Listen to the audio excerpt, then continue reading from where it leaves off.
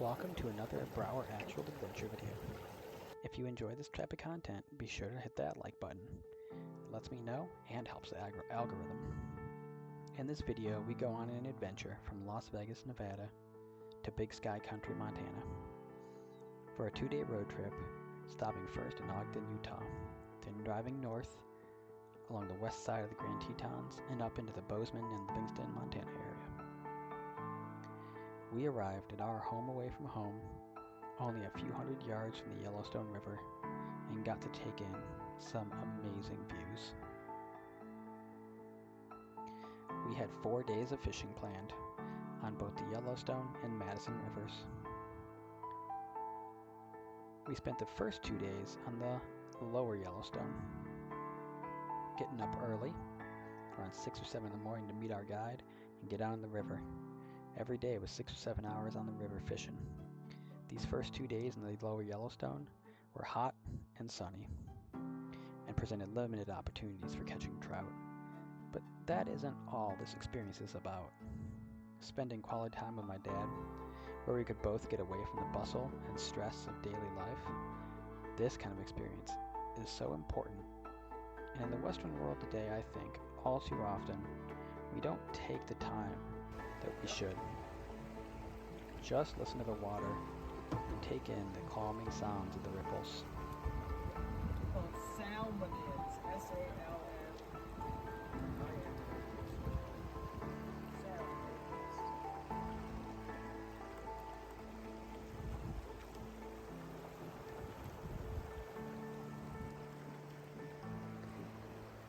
Sorry, you got my annoying voice on the video. Oh, good.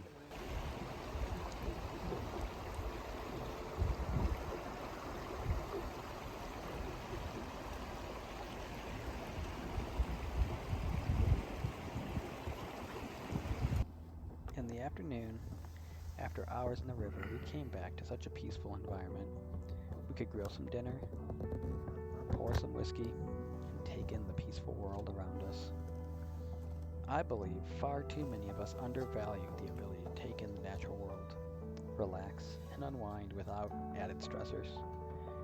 And if we don't undervalue it, we most likely underinvest in the amount of time we allocate for these pursuits. It was so nice to sit on the deck of my dad, taking in the Yellowstone River, the mountains, and talking sports, adventure, long-term career plans, and much more. As topics came up, we talked, and sometimes we just sat and enjoyed our surroundings. Sometimes all you need is to sit, take in the world around you, if you had to pick your team and enjoy the moment. in the AL East, and I'll give you all the teams, who would you think is in first place? So the teams are the ones that everybody knows are the Red Sox and Yankees. And then you have to remember the Tampa Bay Rays are in there, and the Blue Jays, and the Orioles are the last team in there. Those 5 teams.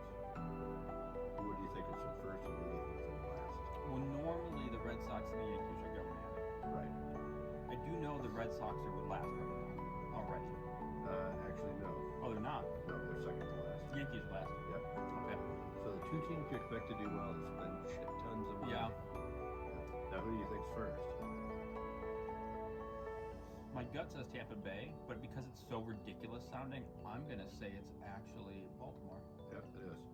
Tampa Bay the Rays were in first place for a long time because they had a Because they historically go back and forth of having a good years and well, they had a weak great years. start to the season. Yeah. They were way ahead. They're a team that they have a good year followed by some like kind of down years. I feel like a lot, and they have a good year. And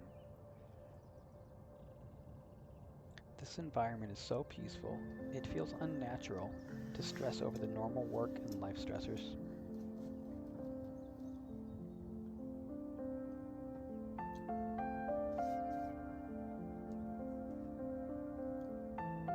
Yankees are last. Yep. They're playing terrible. Are they below 500? Yes. Well, if they're in last, you can assume they are. Well, not always in that division. Well, Yeah. they are. Huh. That division's the only division. Well, everyone's above 500. Yeah, well, for example, the AL Central, which is where the Tigers and That's how bad they are. And the thing that helps all those other teams be above 500, Kansas City Royals are 33-7. For day 3, we headed west of Bozeman to the Madison River. It was finally overcast, and this was the start of some better fishing for us. I caught 2 small brown trout. My dad caught 1 larger brown trout and a small rainbow trout. The Madison gave us some excellent views, and after a long day on the river, we even found a couple delicious local whiskeys. Just take a moment and enjoy the sound of the Madison.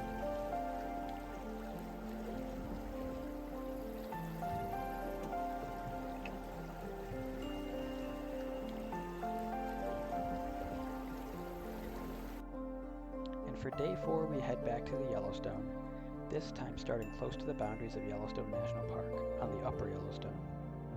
Our last day of fishing was cool, windy, and rainy.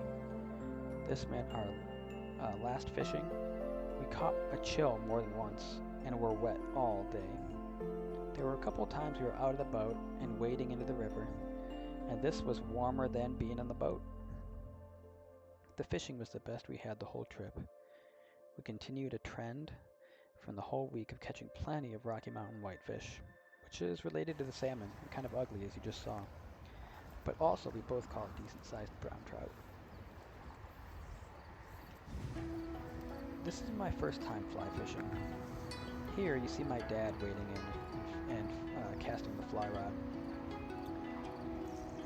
Although I was just here to get away from the bustle of daily life, I really enjoyed the experience. I fished often when I was younger, but never fly fishing. My dad has enjoyed it for years, and for a long time, I've meant to try this. I'm happy to report that fly fishing is amazing. Yeah. And I can't wait for more. For those of you into cars, I would relate this by saying fly fishing is like driving a manual. You are much more involved in the process while fishing. It is a really relaxing way to spend time while also engaging your brain on something different than the normal stressors. If you've ever thought about trying fly fishing, I can recommend it. Here's where I sign off. I hope you enjoyed this video. I'll close out with these casts from my dad before I had to cut the video to go grab the net when he hooked a trout. If you enjoyed this, please don't forget to subscribe for more. Oh, I see you. I see the little guy. Yep.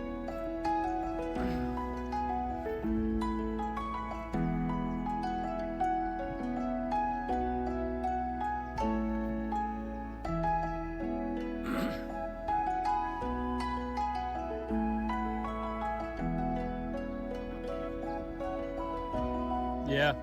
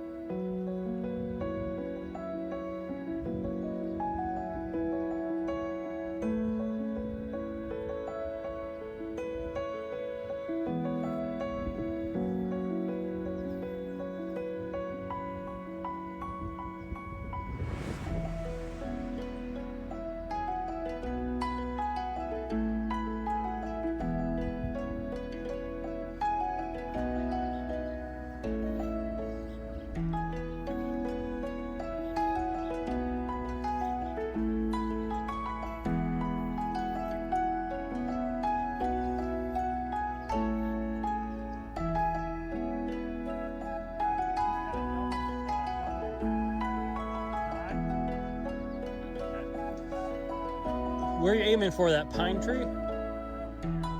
Yeah. Yeah.